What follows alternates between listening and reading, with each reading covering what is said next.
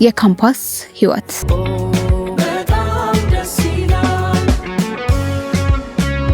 ሉሊት ትውቃቸው መጥፎ ቢሆንም ከሰባት በላይ መልካም ደግ ልጅ ነች።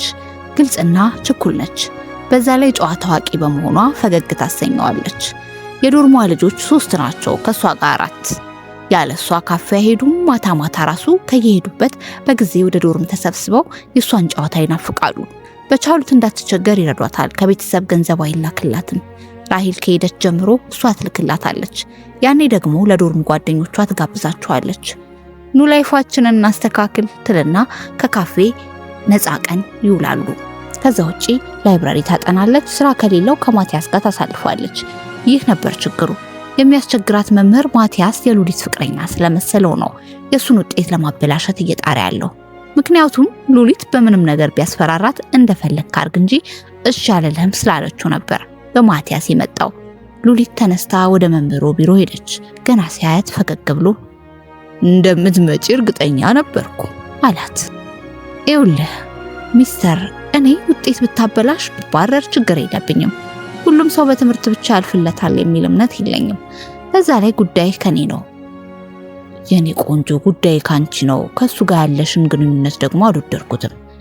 ግን እኮ ምንም የለንም። ጓደኛዬ ነው። በቃ ጓደኛዬ ስለሌለሽ ነው እየተገናኘን ያለ ነው። ሲጀመር እኔ ለሱ ምንም አይደለሁም። ለጓደኛዬ የነበረው ፍቅር መቼም አይለቀውም። በዛ ላይ የሱ ህይወት ትምህርቱ ነው። በሱም ደግሞ ማንም አይደለም፣ አንተ ምስክር ነህ። ሉሊት ባንቺ ሳይመጣ በፊት ይህን ያህል የምትጨነቂለት ከሆነ ከኔ ጋር ለምን ምን አገደሽ? በጣም ብዙ አወሩ፣ ግን ምንም አይነት መፍትሄ ሊመጣ አልተቻለም።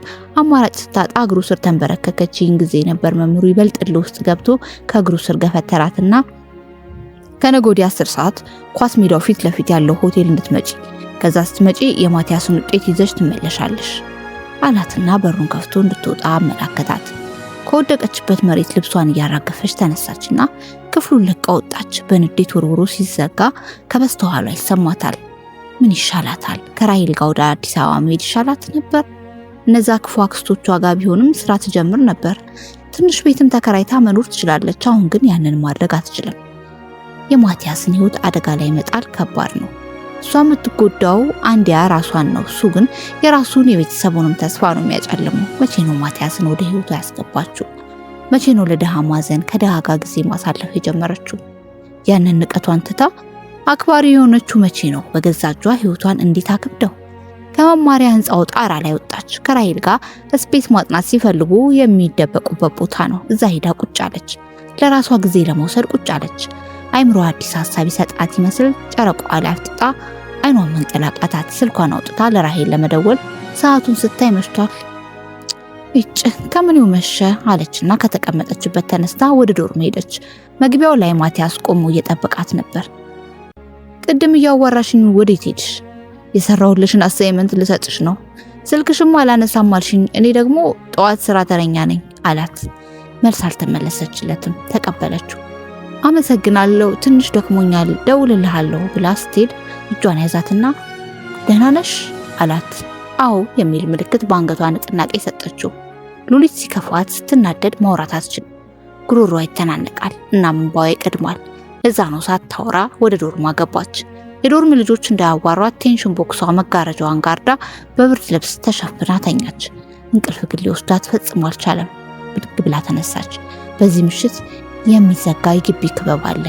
ወደዛ ሄደችና ቦካ ገዝታ በኮዳ ገልብጣ መጣች።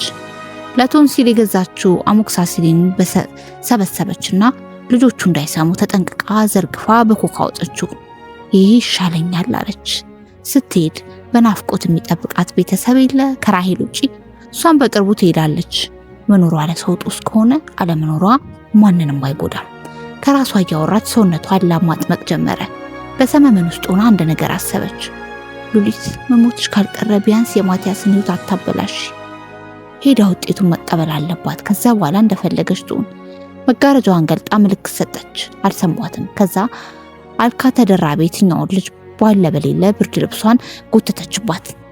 ልጅቷ በእንቅልፍ ልቧ ጎንበስ ስትል ሉሊት ወድቃለች። በጩኸት ሁሉንም ቀሰቀሰችና አቅፏት ግቢ ወደሚገኝ ክሊኒክ ወሰዷት። እዛም መኪና ተፈልጎ ፈለገ ህይወት ሆስፒታል ተላከች። በፍጥነት ወዷን አጥበው ካስተኛት በኋላ ተረኛ ዳሪ የነበረው ነርስ መጥቶ ምንድነው አሁን ደግሞ የፈተና ወቅት ሲሆን ነው እንዲህ አይነት ነገሮች የሚበዙት አለ። ደህና ነበረች፣ ጠዋት ማታ ከመሸ ስላመጣች አላየናትም አሉ። ለማንኛውም ጠዋት መውጣት ትችላለች ብሏቸው ሄደ። የዶርም ጓደኞቿ በፍርሃት ክፍሉ አጠገብ ምንም ሳይነጋገሩ ተቀመጡ። ደህና ነሽ አላት። አዎ የሚል ምልክት በአንገቷ ንቅናቄ ሰጠችው። ሉሊት ሲከፋት ስትናደድ ማውራት አትችልም። ጉሮሮዋም ይተናነቃታል። የዶርም ጓደኞቿ በፍርሃት ክፍሉ አጠገብ ምንም ሳይነጋገሩ ተቀመጡ። በብዙ ሳቆች የሚሸፈን የልብ ስብራት ለመጠገን ከባድ ነው። የዶርም ልጆች የመሰላቸው ከማቲያስ ፍቅር እንደያዛት ስለሚያውቁ እንዲሁም እሱ ለጓደኛዋ እንደሚያደላ ጭምር እና በጓደኛዋ በፍቅር መሃል መወሰን አቅቷት ይሆናል ብለው እንጂ ስለ ሌክቸሩ የሚያውቁት ምንም ነገር የለም።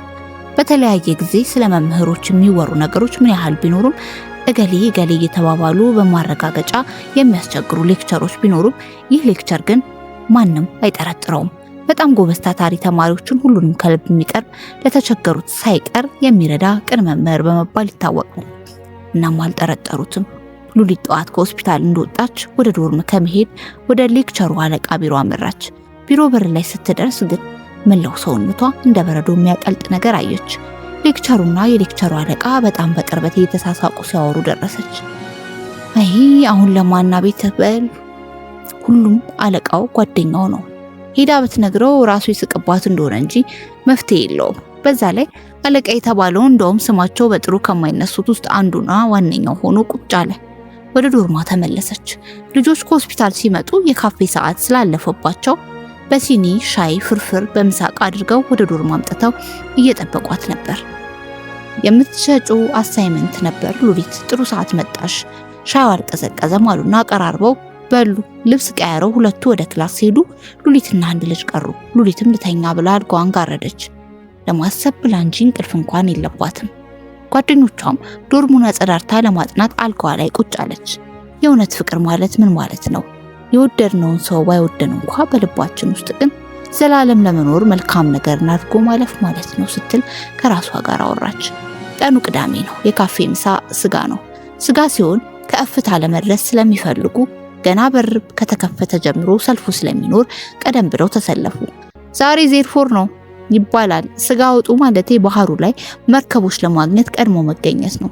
ተቀምጠው ሲመገቡ 3 እና ከዛ በላይ መርከብ ወይም ስጋ ያገኘ የዕለቱ ንጉስ ወይም ንግስት ነች። ከረፈደ ምንም መርከብ አይገኝም። እነ ሉሊት በጊዜ ደርሰው ዜርፎራቸውን እንደነገሩ በልተው ወጡ። ላውንጅ ጎራ ብለው ቡናቸውን ጠጥተው ወደ ዶርም ሄዱ። ሁሉም ወደ የምሉዱ ሲሄድ ሉሊት ተነስታ ልብሷን ቀየረች፣ ለባበሰች። ወደ 10 ሰዓት ቀጠሮ አመራች። የእውነት መጣሽ አላት መምህሩ። አማራጭ አልሰጠኸኝም አለችው ፊቷን እንደጣለች። ጉንጯን ሳማትና ወንበር ስቦ አስቀመጣት። የሚበላ ወደ ጉዳያችን ንግባ አለችው። ተነስታው ቀድሞ ወደ አዘጋጀው ክፍል አመሩ። ሁሌ ምሽት ከማቲያስ ጋር የሚገናኙበት ቦታ ሄደች። እያጠና ነበር። ቀና ሲል አያት። ቀኑን ሙሉ ይጠፋሽ፣ ስልክሽም አይሰራም አላት። ደህና መሸህ ካጠገቡ ቁጭ አለች። አለን ያው መምህሩ ሰይጣኑ ከለቀቀ በሚል ከቦርሷ ወረቀት አወጣች፣ ሰጠችው። ለመምህሩ ያስገባው ርዕስ እስከ ፕሮፖዛል ጸድቋል። ሪሰርቹን በሰዓቱ ጨርሶ ማስረከብ ብቻ ነው የሚጠበቅበት። እንዴት እንግዲህ አለችና ጸጥ አለች። በጣም ከመደሰቱ የተነሳ ምንም ነገር አልሰማትም። አቅፎ ሳማትና ጉንጯን ላይብራሪ መግባት አለብኝ ብሎ እየተጣደፈ ጥሏት ሄደ። እንደምንም ውጣ ያቆየችውን እንባ ዝርግፍ አለ። የካምታስ ጓደኝነት ዛ በሳቅና ጨዋታ የትምህርት ሩጫ ለትልቅ እልምና አብረናለን በዚህ ጊቤ ውስጥ ፍቅርም ጀመርን አብረናለን። የካምታስ ሕይወት በጣም ደስ ይላል። በጣም ደስ ይላል። እንኳን ደህና መጣችሁ ወደ ማልቲቪ ዜና